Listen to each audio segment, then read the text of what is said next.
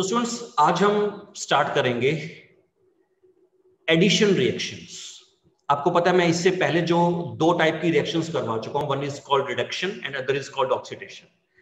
अब आज मैंने आपको स्टार्ट करवानी है एडिशन रिएक्शन। पूरी ऑर्गेनिक में कहां कहां पे हम एडिशन रिएक्शन करते हैं, किस तरीके से एडिशन रिएक्शन होती है, क्या इसमें रूल है, डिस्कस करते हैं। देखो बेटा स्टार्ट करते हैं। सबसे पहले एडिशन रिएक्शन का मतलब क्या होता है कि मान लीजिए आपके पास कोई रिएक्टेंट है, कोई भी रिएक्टेंट है और आपने उसमें कुछ डाला, ठीक है। तो जो आपका रिएक्टेंट है आपने उसमें जो डाला, अगर वो चीज पूरी की पूरी जाके उसमें ऐड हो जाए तो that reaction is called addition reaction. जैसे कि मान लीजिए एक Cl यहां आ गया, एक Cl यहां पे आ गया, तो ये आपका जाके ऐड हो गया। ख्याल रखना जब भी एडिशन रिएक्शन होती है हमेशा बॉन्ड कम हो जाते हैं, नंबर ऑफ बॉन्ड डिक्रीजेस।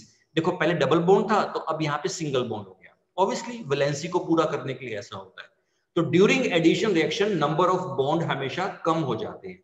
जिन दो एटम्स के ऊपर एडिशन होती है उनके बीच का बॉन्ड हमेशा कम हो जाता है, तो इसे कहते हैं एडिशन रिएक्शन। नाउ आपको कि सर ये तो सिंपल सी बात थी कि एडिशन का मतलब होता है ऐड होना, पर हमें ये वाली बात पता कैसे चले कि रिएक्शन एडिशन करनी है।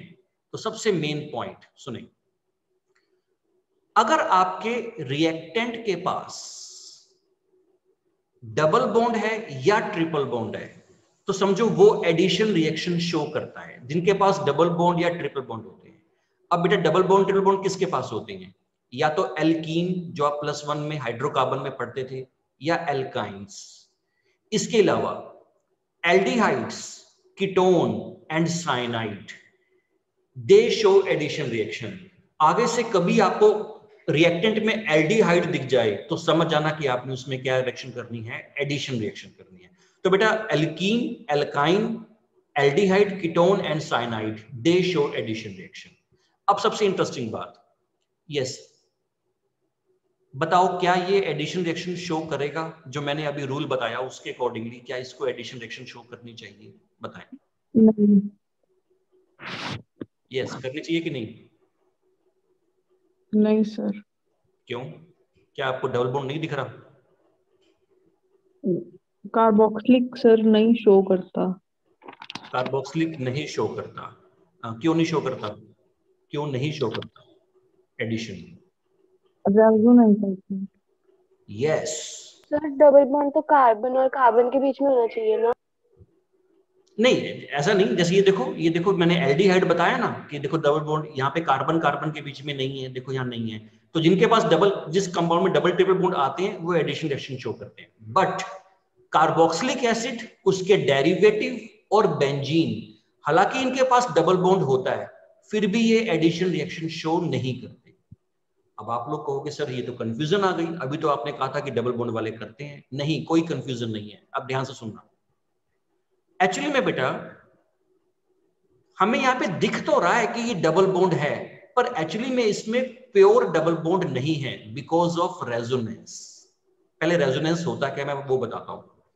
बेटा रेजोनेंस का मतलब होता है इलेक्ट्रॉन की मूवमेंट, दैट्स ऑल। इलेक्ट्रॉन की मूवमेंट, मूवमेंट कब आती है? जब कुछ कंडीशंस हो, दो डबल बॉन्ड के बीच में सिंगल बॉन्ड हो, डबल बॉन्ड और लोन पेयर के बीच में सिंगल बॉन्ड हो, डबल बॉन्ड और कार्बोकैटायन के बीच में सिंगल बॉन्ड हो, एंड सो ऑन। ऐसी कुछ कंडीशंस होती हैं। जब भी कोई हेटेरो एटम आए हमेशा उसका ऑक्टेट पूरा किया करो। देखो पहले बताओ इसमें रेजोनेंस आएगा मतलब इलेक्ट्रॉन की मूवमेंट आएगी? हाँ आएगी। देखो डबल बॉन्ड, सिंगल बॉन्ड और लोन पेयर, तो डबल बॉन्ड और लोन पेयर के बीच में सिंगल बॉन्ड आ गया।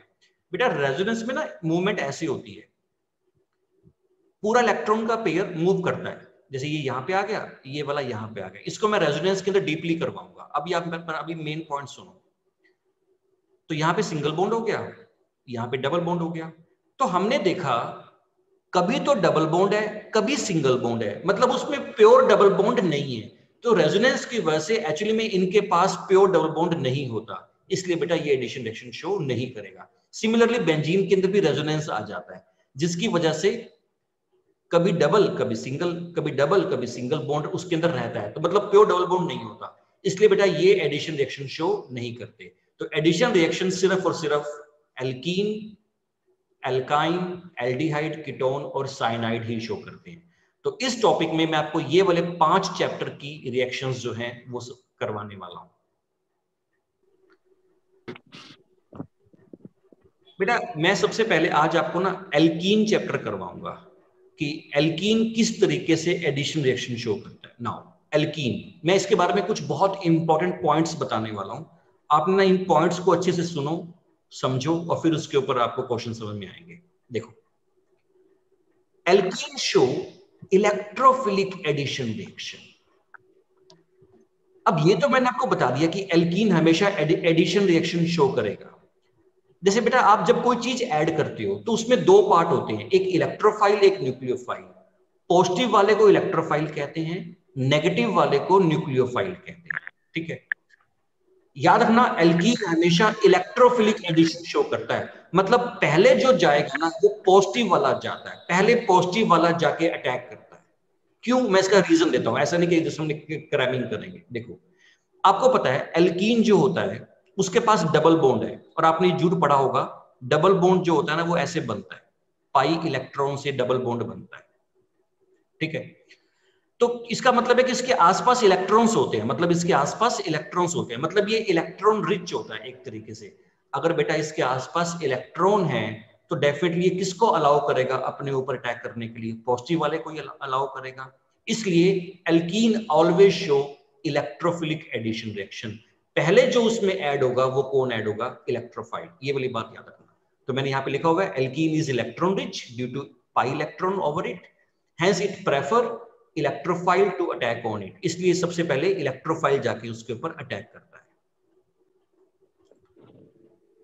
इन सम एडिशन रिएक्शन ऑफ एल्कीन, बेटा जब हम एल्कीन की एडिशन रिएक्शन करते हैं ना उसमें एक इंटरमीडिएट बनता है, कार्बोकैटायन। बेटा आपको याद होगा कुछ इंटरमीडिएट्स होते हैं, कार्बोकैटायन होता है, कार्बो एनायन होता है, कुछ फ्री रेडिकल्स होते हैं। एक को हम कार्बीन और एक को नाइट्रीन कहते हैं। ये 5 तरह के ना इंटरमीडिएट्स होते हैं। इन 5 में से ना ये सबसे जबरदस्त होता है कार्बोकैटायन। इसकी ना एक यूनिक प्रॉपर्टी होती है, वो है रीअरेंजमेंट। रीअरेंजमेंट की एक प्रॉपर्टी होती है। अगर मान लीजिए आपको ये बात पता चल जाए कि इसमें कार्बोकैटायन बनेगा, तो बेटा उसका जो आंसर होगा ना वो कई बार अनएक्सपेक्टेड आंसर आता है बिकॉज ऑफ द रीअरेंजमेंट। तो ये वाली बात याद रखना, एल्कीन के अंदर जब आप एडिशन रिएक्शन करते हो तो कुछ रिएक्शंस के अंदर कार्बोकैटायन बनता है, और अगर वो बन गया तो वहां पे रीअरेंजमेंट के चांसेस होंगे। रीअरेंज कैसे करते हैं वो सब बातें मैं बताऊंगा, बस अभी आपको ये पता होना चाहिए कि हाँ एल्कीन में क्या होता है, रीअरेंजमेंट के चांसेस है बिकॉज ऑफ कार्बोकैटायन। बेटा alkene show addition reaction with, मैं कुछ यहाँ पे रिएजेंट लिखता हूं, जैसे कि हाइड्रोजन के साथ हम रिएक्शन करेंगे, हैलोजन्स के साथ रिएक्शन करेंगे, हैलोजन एसिड्स HCl है, HBr है, HI है, इनके साथ हम एडिशन रिएक्शन करते हैं। इसके अलावा ना एक स्पेशल एक होता है hypochlorous acid. Hypochlorous acid important है बेटा, इसका फॉर्मूला पता होना चाहिए, एक H एक O एक Cl, ऐसे याद कर लेना, HOCl, एक H एक O एक Cl, इसे कहते हैं हाइपोक्लोरस एसिड। ओके, और एक होता है टिल्डन्स रिएजेंट। टिल्डन्स रिएजेंट ये होता है NOCl। NOCl, अच्छा इनमें ना सबसे मेन बात पता है क्या होती है, आपको नेगेटिव पॉजिटिव पता होना चाहिए कि नेगेटिव पॉजिटिव कौन है। पहले मुझे बताओ HBr में नेगेटिव पॉजिटिव कौन है बेटा, H पॉजिटिव नेगेटिव। बताओ हाइपोक्लोरस में नेगेटिव पॉजिटिव कौन है, OH पॉजिटिव Cl नेगेटिव। नहीं, OH negative and Cl positive. यही बच्चे गलती करते हैं क्योंकि ना उनके एक माइंड में होता है जैसे H पॉजिटिव Cl के Cl के ऊपर तो नेगेटिव ही आएगा तो इसलिए नेगेटिव बोल देते हैं। बेटा oxygen is more electronegative than chlorine, तो इसलिए ऑक्सीजन इलेक्ट्रॉन खींचेगा तो इसके ऊपर नेगेटिव आएगा। इन दोनों में से बेटा N के ऊपर पॉजिटिव होता है, Cl के ऊपर नेगेटिव होता है। ये वाली बात आपको याद करनी है, N के ऊपर पॉजिटिव Cl के ऊपर नेगेटिव। तो इन सभी के साथ हम एल्कीन की एडिशन रिएक्शन करेंगे। तो जब रिएक्शन आएगी तो इनके साथ आएगी। इसके अलावा कुछ और भी होते हैं जो एडिशन रिएक्शन दिखाते हैं, जैसे कि एक होता है बेयर्स रिएजेंट। ओस्मियम टेट्राऑक्साइड पर एसिड्स। जिन्होंने टॉपिक किया होगा ऑक्सीडेशन वाला, आप जो को जरूर याद आया होगा। यहाँ पे मैंने कहा था ये एडिशन कम ऑक्सीडेशन रिएक्शन होती है, तो इसमें OH OH की एडिशन होती है। क्या ये वाली बात याद आई बेटा? स्पेशल टाइप की रिएक्शन। यस बेयर्स रिएजेंट होता क्या है? Dilute alkaline KMnO4, dilute alkaline KMnO4। Okay, तो जब हम एल्कीन की रिएक्शन करेंगे तो इन सभी के साथ करेंगे। अब मेरा एक मेन पॉइंट सुनना, जब आप रिएक्शन करोगे हाइड्रोजन या हैलोजन के साथ, कार्बोकैटायन नहीं बनता। जब आप इनके साथ रिएक्शन करते हो या इनके साथ रिएक्शन करते हो, इस केसेस में कार्बोकैटायन बनता है। तो जब हाइड्रोजन के साथ करो या Cl2 के साथ करो तो टेंशन मत लेना, तो नॉर्मल एडिशन कर देना, उसमें रीअरेंजमेंट का कोई चांस नहीं है। क्यों नहीं है उसका सब रीजन होगा कि सर क्यों नहीं बना, मैं रीजन बताऊंगा। इनमें क्यों बना, मैं उसका रीजन बताऊंगा। तो बेटा इनमें कार्बोकैटायन बनता है, इन वाले में कार्बोकैटायन नहीं बनता है, ये वाली बात याद रखेंगे। नाउ अब मेन बात, during addition reaction follow 2 rules. बेटा जब हम एल्कीन और एल्काइन, स्पेशल मैं वर्ड बोल रहा हूं, सिर्फ एक तो हाइड्रोकार्बन +1 वाले एल्कीन और एक एल्काइन, इनमें जब ऐड करते हैं ना तो इन रूल्स के अकॉर्डिंगली करते हैं, मार्कोवनिकोव रूल और एंटी मार्कोवनिकोव रूल। पर जब आप एल्डिहाइड का चैप्टर करेंगे, एडिशन रिएक्शन यहां भी है, कीटोन में भी है, साइनाइड में भी है, तब आप इन 2 रूल को अप्लाई नहीं करते हैं। तो जब वो उनमें एडिशन कैसे करते हैं जब आएगा तब बताऊंगा, पर इनमें एडिशन कैसे करते हैं। यस बेटा, व्हाट इज मार्कोवनिकोव रूल? ध्यान से सुनना। जैसे ये एल्कीन है, आपने इसमें कुछ ऐड किया, बेटा मार्कोवनिकोव रूल ये कहता है कि जो आप ऐड कर रहे हो उसका जो नेगेटिव वाला पार्ट है, नेगेटिव वाला पार्ट, वो डबल बॉन्ड के उस कार्बन पे जाएगा जहां हाइड्रोजन कम लगे होते हैं। डबल बॉन्ड के उस कार्बन पे जाएगा जहां पे हाइड्रोजन कम, तो H यहां पे आ जाएगा। तो दिस रूल इज कॉल्ड क्या? Markovnikov rule. बेटा मेरी बात को ध्यान से सुनना। मार्कोवनिकोव रूल एक्चुअली में एक शॉर्ट ट्रिक है, बेसिकली एक ट्रिक है क्वेश्चन को करने की। हम हमेशा रेकमेंड करते हैं जब आप MCQs करते हो तो मार्कोवनिकोव रूल को फॉलो मत करो। बाय मैकेनिज्म आपने क्वेश्चन करना होता है। क्यों? मार्कोवनिकोव रूल एक शॉर्ट ट्रिक है जो जल्दी से आपको जवाब देती है। और आपने एक चीज नोट नहीं की, मैंने आपको पहले पॉइंट बोला था कार्बोकैटायन कि एल्कीन शो इलेक्ट्रोफिलिक एडिशन। आपने डाउट नहीं पूछा मुझसे कि सर अभी तो कहा था कि पहले पॉजिटिव वाला जाके ऐड होता है, यहाँ पे आप नेगेटिव वाला आप ऐड कर रहे हो पहले। तो मार्कोवनिकोव रूल एक्चुअली में एक ट्रिक है, ठीक है, जो कई बार फेल हो जाती है। और मल्टीपल में ज्यादातर वही क्वेश्चन होता है जहां मार्कोवनिकोव रूल फेल हो रहा हो, इसलिए आप मार्कोवनिकोव रूल मल्टीपल्स में अप्लाई नहीं करेंगे, ठीक है। तो वहां पे मैकेनिज्म के अकॉर्डिंगली करेंगे, क्योंकि वहां पे कार्बोकैटायन बननेगा, रीअरेंजमेंट के चांसेस होंगे, अलग प्रोडक्ट बन सकता है। वो मैं एक एग्जांपल के थ्रू अभी आपको समझाने वाला हूं, ठीक है। अगर कोई एल्कीन बल्कि एल्कीन है, बल्कि सा बड़ा सारा एल्कीन है, तो कभी मत अप्लाई करो मार्कोवनिकोव। अगर हल्का फुल्का सा है, इथीन, प्रोपीन, तो कर लो, बस तो ही कर सकते हो, अदरवाइज मैं आपको रेकमेंड करूंगा मत अप्लाई करना। Now next, what is anti Markovnikov rule? Anti Markovnikov rule क्या होता है? इसका उल्टा। ध्यान से सुनना जरा। एंटी मार्कोवनिकोव रूल कहता है नेगेटिव वाला पार्ट डबल बॉन्ड के उस कार्बन पे जाएगा जहां हाइड्रोजन ज्यादा लगे होंगे। उसका उल्टा हो गया ना, जहां हाइड्रोजन ज्यादा लगे होंगे। तो this is called anti Markovnikov rule. Yes, anti Markovnikov rule अगर जब लगेगा आप लगा सकते हो, यहां कोई प्रॉब्लम नहीं है। यहां रीअरेंजमेंट के चांस की जो चांसेस है वो नहीं होते हैं। बस आपने इसमें ये वाली बात याद रखनी है, एंटी मार्कोवनिकोव रूल सिर्फ और सिर्फ 2 कंडीशंस पे लगता है। पहली कंडीशन, HBr होना चाहिए विद ऑर्गेनिक पेरोक्साइड। ये दोनों होने चाहिए, ये और ये दोनों होने चाहिए, तो ही एंटी मार्कोवनिकोव रूल लगेगा। दूसरा, CBr CCl3 in presence of organic peroxide. HBr और CBr CCl3 ये दोनों ही होने चाहिए तो ही बेटा एंटी मार्कोवनिकोव रूल लगता है, अदरवाइज एंटी मार्कोवनिकोव रूल नहीं लगता है। अच्छा, इसमें ना इंटरमीडिएट बनता है फ्री रेडिकल, इसमें इंटरमीडिएट फ्री रेडिकल बनता है, इसलिए इसमें रीअरेंजमेंट की कोई चांसेस नहीं है। तो आप बेझिझक होकर ये रूल लगा सकते हो, पर इस रूल को अप्लाई मत करना। क्या सबको ये वाली बात समझ में आ गई? अब बेटा हम एक लास्ट पॉइंट पढ़ रहे हैं और उसके बाद फिर आपको मैं क्वेश्चन करवाने स्टार्ट करता हूं जो भी हमने पढ़ा। हम कुछ स्पेशल रिएक्शंस पढ़ेंगे एल्कीन की, जिसका नाम है जैसे hydroboration, oxymercuration, demercuration, Wacker's process, oxo process. आपको दिख रहा है ये थोड़ी नेम्ड रिएक्शंस हैं, इनको मैंने स्पेशल रिएक्शन कहा, पर बहुत इंटरेस्टिंग वे में समझ में आएगी। हाँ, हल्की सी क्रैमिंग तो करनी होगी पर समझ में बहुत बढ़िया आएगी। तो ये एल्कीन की कुछ स्पेशल रिएक्शंस है। अब बेटा अब हम स्टार्ट करते हैं। अब देखो ये क्वेश्चन है, पेपर में ये क्वेश्चन आ गया कि इसमें डालेंगे ये, तो बताओ बनेगा क्या। देखो बेटा सबसे पहले आपके दिमाग में आएगा टाइप ऑफ रिएक्शन।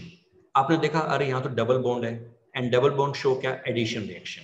तो सबसे पहले आपके दिमाग में आना चाहिए यहाँ तो एडिशन करते हैं।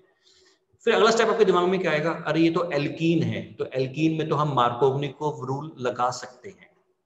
हाँ जी, अगर आपने लगाया तो बताओ आंसर क्या आएगा। यस, क्या कहता है मार्कोवनिकोव रूल, क्या कहता है? नेगेटिव पार्ट वहां जाएगा जहाँ हाइड्रोजन कम है। तो आप ये सोच के नेगेटिव वाला पार्ट तो यहां ले जाओगे, H यहां ले जाओगे। अब आप ध्यान से देखते रहना।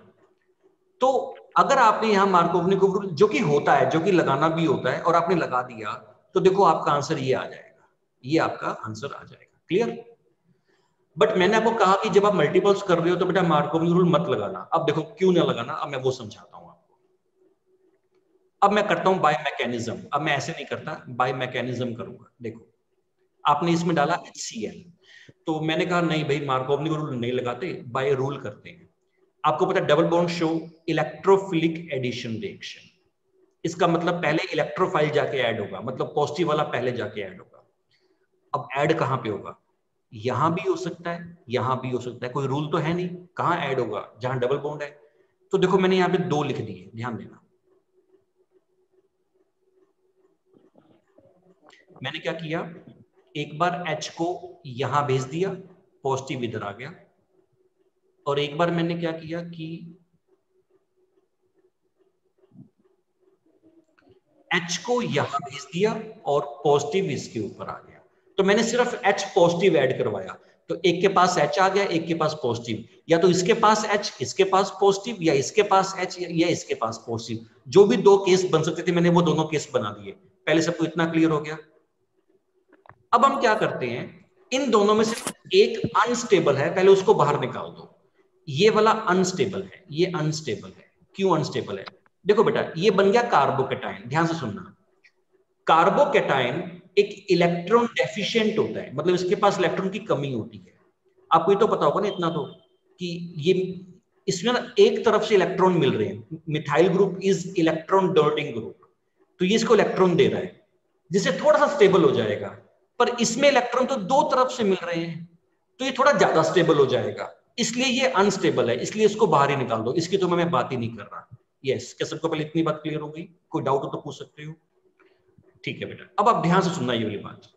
अब यहां अच्छा, इसलिए मैं इसकी तरफ तो फोकस ही नहीं कर रहा, इसको तो छोड़ दो। अब मैं सारा फोकस मेरा इसकी तरफ आ गया। अब ध्यान देना बेटा, मैंने कहा था ना कार्बोकेटाइन ना एक रीअरेंजमेंट शो करता है।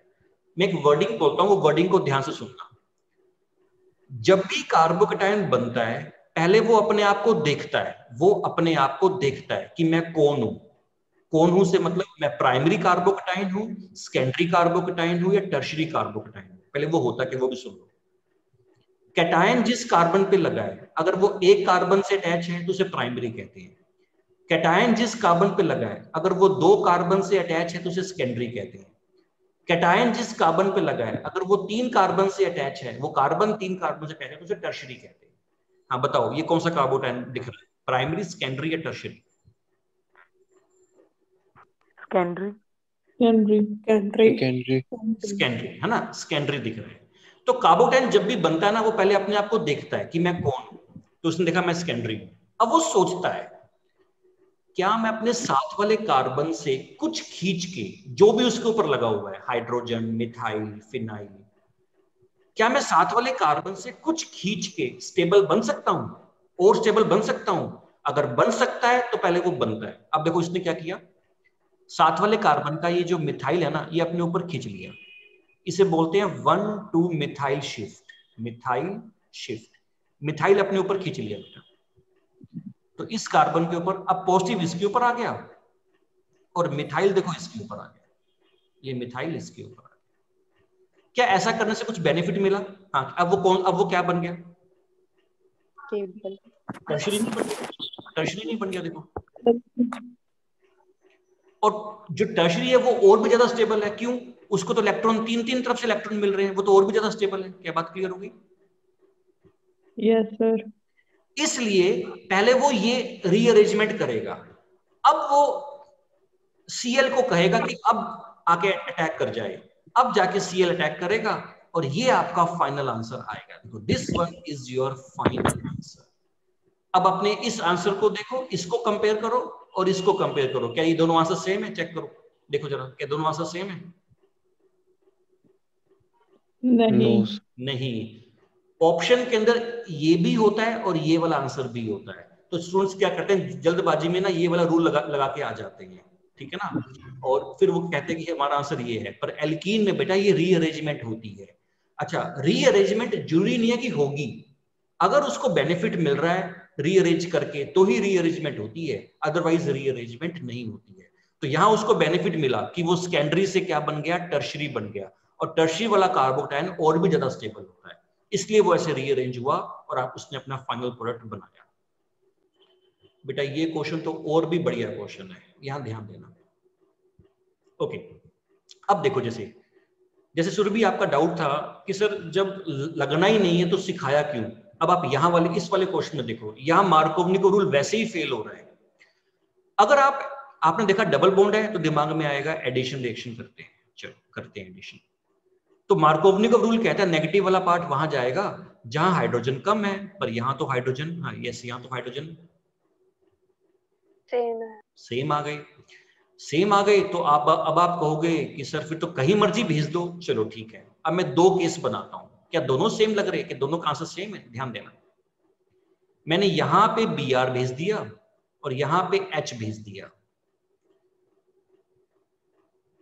और इधर मैंने क्या किया, यहां पे H भेज दिया, यहां पे Br डाल दिया। क्या दोनों आंसर सेम है? नहीं, एक का नाम है 2 ब्रोमो, एक का नाम है 3 ब्रोमो। तो यहां बाय चांस मार्कोवनी को रूल फेल हो रहा है कि अब हम क्या करें। तो हम नहीं लगाएंगे मार्कोवनी को रूल, अब हम करेंगे अपने बाय मैकेनिज्म। हाँ जी, मैकेनिज्म क्या कहता है, इलेक्ट्रोफिलिक एडिशन रिएक्शन। पहले कौन अटैक करेगा, पॉजिटिव वाला। दो केस हो सकते हैं, H यहां पॉजिटिव, H यहां पॉजिटिव यहां, या फिर H यहां पॉजिटिव यहां। पहले मैंने बेटा यहां पे H भेजा और यहां पे पॉजिटिव, या तो ये बनेगा दूसरा, या फिर यहां पे पॉजिटिव आ जाएगा और एक बॉन्ड कम यहां पे H आ जाएगा। ये बहुत अच्छा क्वेश्चन है बेटा, और एक्स्ट्रा वाली बात आएगी इसके अंदर। बताओ दोनों में से कौन सा अनस्टेबल लग रहा है, बताओ कौन सा अनस्टेबल लग रहा है। ध्यान से देखो, दोनों ही सेकेंडरी कार्बोकैटायन हैं। ये भी सेकेंडरी है, इसको भी दो तरफ से इलेक्ट्रॉन मिल रहे हैं, ये भी सेकेंडरी है, इसको भी देखो दो तरफ से इलेक्ट्रॉन मिल रहे हैं। यहाँ यही तो कंफ्यूजन है कि यहाँ पे तो ये भी नहीं पता चल रहा कि अनस्टेबल कौन है। और एक बात और बताता हूं, अगर आप रीअरेंजमेंट करोगे तो भी बेनिफिट नहीं होने वाला, आप चेक करके देख लेना। मैंने कहा ना, रीअरेंजमेंट तभी करनी है जब बेनिफिट मिले। अब देखो, मान लो हम इसकी बात करते हैं, इस वाले की बात करते हैं, तो ये कार्बन सोचता है मैं कौन हूं, सेकेंडरी हूं। क्या मैं साथ वाले कार्बन से, साथ वाले कार्बन के पास क्या है, H है, H को यहां ले गया, पॉजिटिव उसके ऊपर आ गया, क्या कोई बेनिफिट मिला? नहीं, पहले भी वो सेकेंडरी था, अभी भी वो सेकेंडरी रहा। ऐसे यहां पे करके देख लेना, यहां पे भी ऐसे ही होने वाला है। तो यहां रीअरेंजमेंट भी काम नहीं कर रहा। क्या सबको पहले ये वाली बात क्लियर हो गई? दोनों इक्वली स्टेबल दिख रहे हैं और रीअरेंजमेंट बाय चांस काम नहीं कर रही है। क्लियर बेटा? बेटा यहां पे ना, अब इन दोनों में से कौन ज्यादा स्टेबल, अब आपको एक रूल याद होना चाहिए, बस नाम बताओ, पता है कि नहीं पता। हाइपर कंजुगेशन इफेक्ट, नाम सुन रखा है कि नहीं? Yes sir. यस बेटा हाइपर कंजुगेशन इफेक्ट ना रेजोनेंस की तरह ही होता है, रेजोनेंस की ही तरह होता है। हाइपर कंजुगेशन इफेक्ट के आने से भी ना स्टेबिलिटी आ जाए, जैसे रेजोनेंस के आने से स्टेबिलिटी आती है, वैसे हाइपर कंजुगेशन के आने से भी स्टेबिलिटी आती है। ठीक है, पर हाइपर कंजुगेशन इफेक्ट लगता कब है? जब सिग्मा सी एच बॉन्ड और कार्बोकेटायन के बीच में सिंगल बॉन्ड का गैप हो, या सिग्मा सी एच बॉन्ड और डबल बॉन्ड के बीच में सिंगल बॉन्ड का गैप हो। इसमें ये दो कंडीशन होती है, सिग्मा सी एच। अब देखो मैं थोड़ा ना इसको ऐसे दिखाता हूं, ये वाला थोड़ा खोल के दिखाता हूं, लाइक सारे हाइड्रोजन ना अलग से ऐसे खोल के दिखा देता हूं। एक मैं बताऊंगा फिर एक आप बताना। सारे हाइड्रोजन को मैंने ऐसे खोल दिया तो ताकि आपको वो चीज दिखाई दे जो मैं बताने वाला हूं। इसको भी, इस वाले को भी ऐसे ही खोल देता हूं।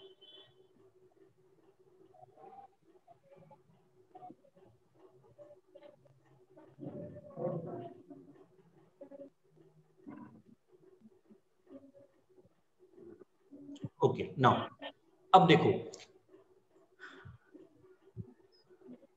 ये आपका सिग्मा सी एच बॉन्ड और ये कार्बोटाइन के बीच में सिंगल बॉन्ड का गैप।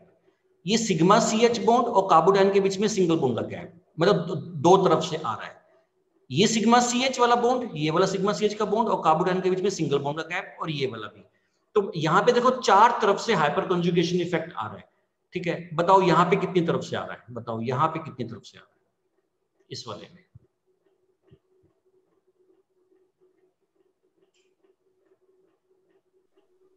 यस, यहाँ पे 5 जगह से आ रहा है। देखो एक सिग्मा सी एच और कार्बोटाइन के बीच में सिंगल बॉन्ड का गैप 2, 3, 4 और 5। देख लो इनके बीच में सब में सिंगल बॉन्ड का गैप है, यहाँ पे गैप ज्यादा आ जाएगा, तो यहाँ पे 5 तरफ से आ रहा है। जितनी ज्यादा तरफ से हाइपर कंजुगेशन इफेक्ट आता है ना, स्टेबिलिटी उतनी ज्यादा होती है, इसलिए ये ज्यादा स्टेबल है और ये कम स्टेबल है। इसलिए अब Br जो है वो यहां अटैक करेगा, तो this is your final product. तो एल्कीन करते हुए इन सब बातों का ध्यान देना होता है। अब बताओ क्या सबको पॉइंट क्लियर हो गया? यस बेटा, यहाँ पे ना अब आपको मैं एल्कीन की सभी नॉर्मल रिएक्शंस दिखाता हूं। देखो ये आपका प्रोपीन है, हाइड्रोजन निकल डाला तो क्या होगा? तो सबसे पहले आपने क्या सोचा? अच्छा डबल बॉन्ड है, डबल बॉन्ड शो क्या? Addition reaction. हाँ जी, दोनों ही हाइड्रोजन है तो फर्क ही नहीं पड़ता आप कैसे करते हो। एक H एक के पास ले जाओ, दूसरा H दूसरे के पास ले जाओ। यस, क्या बनेगा? CH3। यहाँ पे देखो एक H आ गया, एक बॉन्ड कम हो गया। This is your answer. Halogen, जब आप हैलोजन ऐड करते हो, दोनों ही तो Cl है, फर्क ही नहीं पड़ता कौन सा Cl कहां लेके जाएंगे। पर इतनी बात याद रखना, जब हैलोजन ऐड होता है ना बेटा, तो ट्रांस एडिशन होती है। ये वाली बात याद रखना, ट्रांस एडिशन होती है। देखो दोनों Cl यहां लगा दोगे ना, ऐसे लगा दोगे, तो मैं ये नहीं कहता कि ये गलत है, बट जो सबसे सही है वो ये है कि इसमें ट्रांस एडिशन, एक Cl जो है आप ऐसे दिखाओगे, तो इन दोनों के अंदर ना तो कार्बोकेटाइन बनता है सर, और सिंपल टाइप से एडिशन रिएक्शन हो जाती है। आगे देखो, पहले मैं ये वाली करवाता हूँ, HCl की एडिशन करवाता हूँ। अब यहाँ ना एल्कीन बड़ा सिंपल सा एल्कीन है, तो यहाँ पे आप मार्कोवनिकोव रूल लगा सकते हो, क्योंकि ये मैंने कहा था ना इथीन प्रोपीन पे लगा देना, बाकियों पे मत लगाना बस। तो ये प्रोपीन है, सिंपल सा एल्कीन है, आप लगा सकते हो। हाँ बेटा, क्या कहता है मार्कोवनिकोव रूल? नेगेटिव वाला पार्ट कहाँ जाएगा?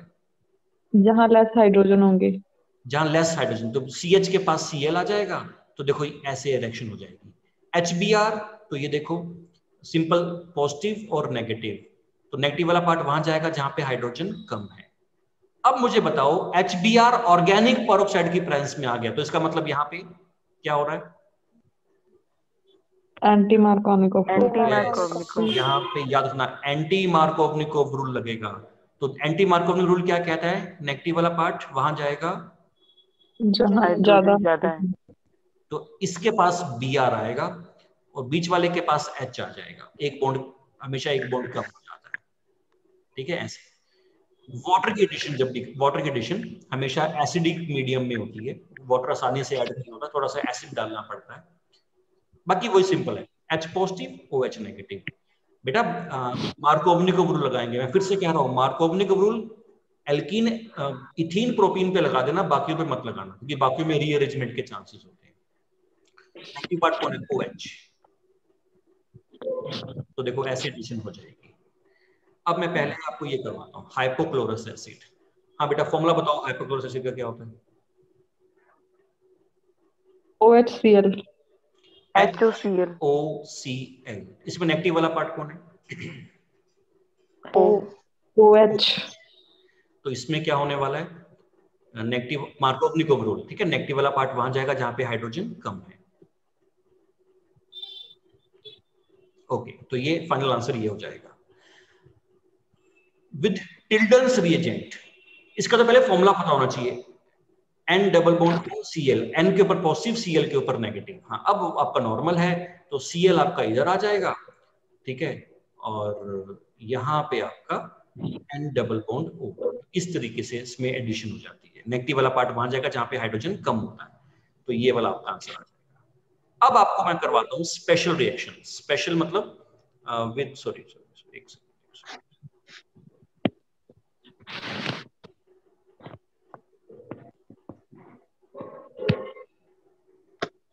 यस, पर एसिड। अब यहां ध्यान से देखना बेटा, बेयर्स रिएजेंट मतलब डाइल्यूट एल्कलाइन KMnO4, ऑस्मियम टेट्राओसाइड और पर एसिड, तीनों ही क्या करते हैं? OH की एडिशन करते हैं। तीनों में हाइड्रोक्सिलेशन होती है। फर्क देखना जो भी आपको दिख रहा है, OH की एडिशन हो गई, ध्यान देना, OH की एडिशन हो गई पर एसिड्स के अंदर। बताओ अब आपको क्या अलग दिखा इन सभी के अंदर? हाँ अब बताओ क्या अलग दिखा? तो इस बात का ध्यान रखना, बेयर्स और ऑस्मियम टेट्राऑक्साइड के अंदर जब OH की एडिशन होती है तो सिस एडिशन होती है, बट विद पर एसिड ट्रांस एडिशन होती है। इसमें OH जो आता है वो ट्रांस एडिशन के अकॉर्डिंग। तो बेटा ये वाली बातें याद करनी होती है, इनका आगे जाके रोल आएगा कि सिस एडिशन होगी या ट्रांस एडिशन होगी। तीनों OH की एडिशन करवाते हैं, बट पर एसिड की प्रेजेंस में व्हाट इज पर एसिड? OH, एक एक्स्ट्रा O होता है इसके पास, तो इसे कहते हैं पर एसिड। बेटा ये क्वेश्चन है कि HCl और HI अगर ऑर्गेनिक पेरोक्साइड के साथ आ जाए तो भी हम एंटी मार्कोवनिकोव रूल नहीं लगाते हैं। क्यों नहीं लगाते हैं? मतलब कहने का मतलब है ऑर्गेनिक पेरोक्साइड के साथ जब HBr होता है तो ही एंटी मार्कोवनिकोव रूल क्यों लगता है, इन दोनों के साथ क्यों नहीं लगता? बेटा इसके ना दो रीजन है। मल्टीपल्स में जब क्वेश्चन आता है ना तो ये क्वेश्चन आता है मल्टीपल में, अगर मल्टीपल में नहीं आने वाला होता ना तो मैं बिल्कुल भी ना करवाता, कि मुझे रीजन देने की जरूरत नहीं थी इस चीज के अंदर। बट वो ना 4 ऑप्शन दे देते हैं, ABCD, पूछते हैं इसके साथ एंटी मार्क रूल क्यों नहीं अप्लाई होता, तो वो सही आंसर क्या होता है फिर वो आपको बताना होता है। तो सुनो, इसके 2 हो सकते हैं रीजन, दोनों रीजन बताता हूँ। पहला रीजन सुनो बेटा, जब एंटी मार्कोवनिकोव रूल लगता है ना तो उसमें ना फ्री रेडिकल्स बनते हैं, फ्री रेडिकल बनता है, ध्यान देना। HBr जब आप ना इसमें डालते हो ना ऑर्गेनिक पेरोक्साइड, हीट करते हो, पहले ना ये बॉन्ड टूटता है, यहां ना पेरोक्साइड बन जाता है, ये पेरोक्साइड इस बॉन्ड को तोड़ देता है, ये फ्री रेडिकल बन जाता है, फ्री रेडिकल इस बॉन्ड को तोड़ देता है और इसको फ्री रेडिकल में कन्वर्ट कर देता है, फिर आगे जाके रिएक्शन होनी स्टार्ट हो जाती है। अब देखो HCl की बॉन्ड लेंथ छोटी होती है, छोटी बॉन्ड लेंथ आपको पता है ना स्ट्रॉन्ग होती है, इस फ्री रेडिकल में इतनी पावर नहीं होती कि इस वाले बॉन्ड को ब्रेक कर सके, वो बॉन्ड को ब्रेक ही नहीं कर पाता, तो फ्री रेडिकल बनता ही नहीं है तो आगे रिएक्शन चलती नहीं है, एक तो इसलिए ये काम नहीं करता। अब आप कहोगे सर इसकी बॉन्ड लेंथ तो बड़ी होती है HI की, अब इसको क्या दिक्कत है? हाँ बॉन्ड लेंथ बड़ी है, ये इसको तोड़ देगा, बिल्कुल तोड़ देगा, बन जाएगा आयोडीन फ्री रेडिकल। ये इतना अनस्टेबल होता है, जैसे ही बनता है अपने आप से कंबाइन कर जाता है I2 बन जाता है और रिएक्शन को वहीं खत्म कर देता है, वहीं पे खत्म कर देता है। तो फ्री रेडिकल सिर्फ ब्रोमीन के साथ ही बन पाता है, इसलिए ऑर्गेनिक